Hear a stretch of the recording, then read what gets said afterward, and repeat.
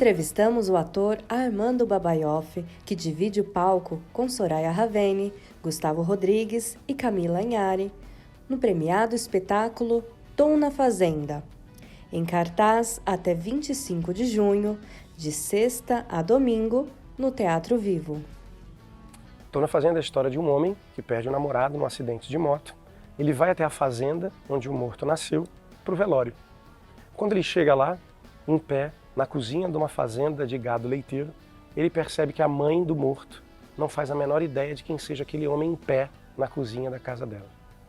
Da mesma forma que o Tom também percebe que a mãe não fazia a menor ideia de que o filho era gay.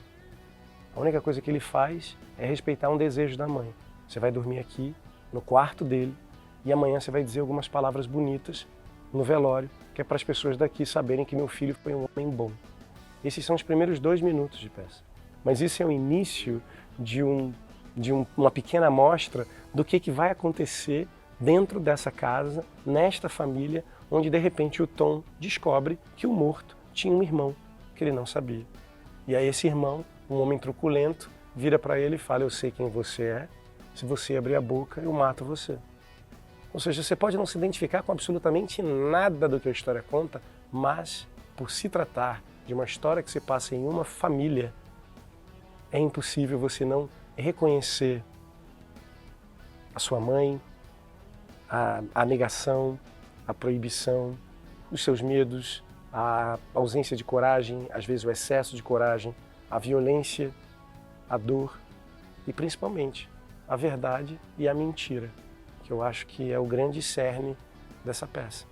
Tudo aquilo que não foi dito, tudo aquilo que não foi falado. Agora, nesse momento, nessa peça, com uma duração de 2h30, tudo vem à tona.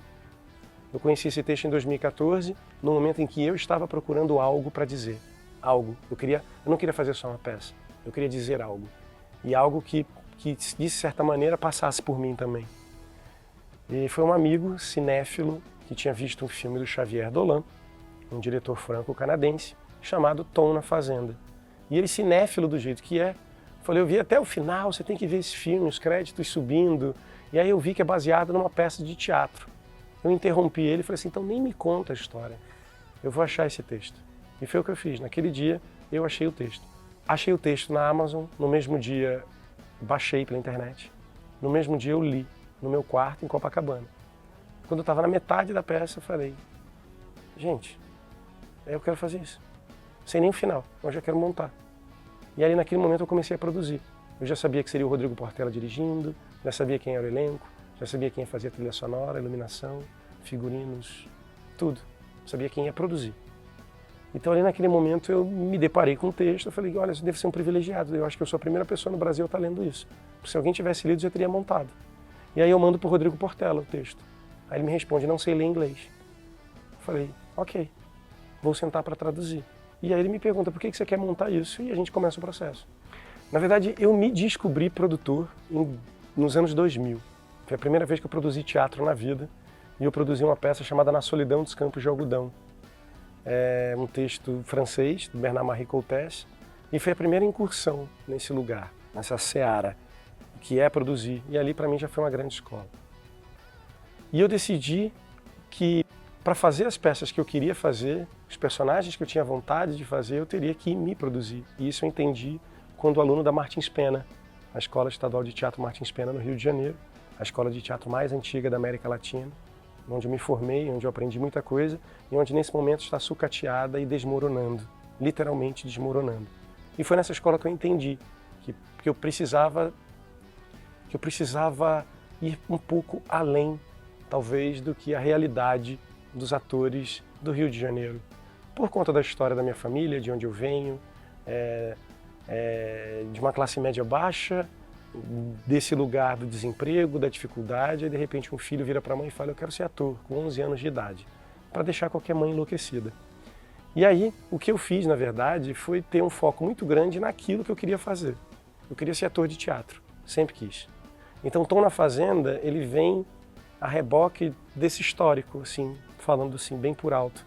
A peça só foi estrear em 2017. Quando a gente estreou Tom na Fazenda, a gente estava ensaiando essa peça há tanto tempo, uns 3 meses direto pelo menos, que quando a gente resolveu abrir a porta do teatro, era literalmente estamos abrindo as portas para mostrar uma coisa para vocês. A pretensão da gente com o trabalho, até hoje, continua sendo zero. A gente sabe que tem um exercício hercúleo nessa peça, que é manter a nossa conexão e a qualidade das relações entre os personagens. E para isso a gente precisa estar com o jogo ligado em dia. Então não é uma peça que eu faça descansado. Não é uma peça que eu entre em cena, tá tranquilo. Já fiz 280 apresentações, mas isso não significa nada. O jogo é sempre o jogo do dia. E tem muito a ver com o nosso estado emocional. Então eu acho que é por isso que a peça tem feito tanto sucesso, porque é muito genuíno. As coisas que a gente coloca em cena são coisas muito reais nossas, são os nossos sentimentos reais, o que a gente pensa e sente com relação a esses personagens e de que maneira a gente encontra para traduzi-los. As premiações já vieram logo no primeiro ano de Tom na Fazenda. Os prêmios no Rio de Janeiro, o Prêmio Shell, Princesa Gran Rio, a PTR, Botequim Cultural, questão de crítica. Esses prêmios todos apareceram no primeiro ano. A peça, no texto original, tem todos os cenários. Cozinha, porta-malas do carro, celeiro, quarto, igreja.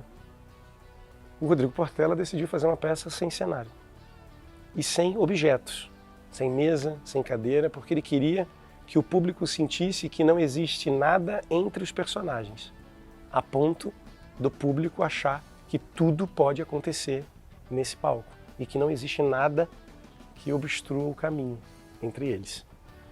E aí quando o Rodrigo traz a lama dentro dessa história, que é uma lama na qual a gente não contracena, uma lama que está ali, mas a gente não contracena com a lama. A lama, ela vai subindo nos nossos corpos ao longo da peça, conforme ela vai sendo molhada, e ela é cenário. Em determinado momento, aquilo que vai subindo, que é cenário, vai me vestindo de lama. Ou seja, eu estou de figurino, mas também eu estou de cenário.